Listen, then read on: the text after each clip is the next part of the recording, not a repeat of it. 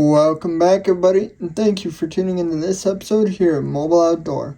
Today we'll be taking a closer look at this awesome piece that was given to me and asking ourselves the question, is this desert rose?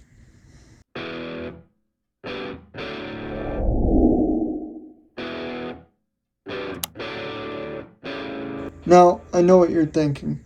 Of course this is desert rose.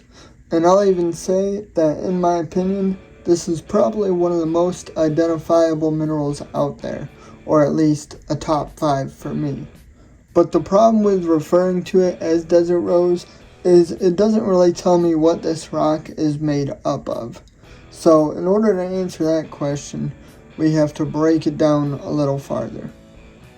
Now, as you may or may not know, desert rose can consist of one of two minerals, that being barite or gypsum.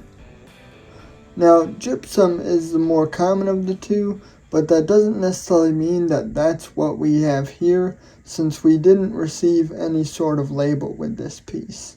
So, we go to the internet and read in our books that barite is heavier than gypsum. But trying to identify this piece by lifting it up would be pretty inaccurate, since I'm not overly familiar with this material, and there's also a lot of sand mixed in with these crystals. But I know that gypsum crystals have sharper edges than barite crystals, so that's when we can kind of take a closer look at our piece here and realize that we have more of a blade-like edge on some of these guys. Still, we're looking for that bit of evidence to send it home. Something that we can observe or do that will tell us exactly what this piece is made of. And that's when we did a scratch test. Now, gypsum is pretty soft, and so is barite. But one of the things that set the two apart again is the fact that gypsum can be scratched with just a fingernail. And when I tried it for myself, it did indeed scratch. So we can officially confirm that these are gypsum crystals, which is super awesome.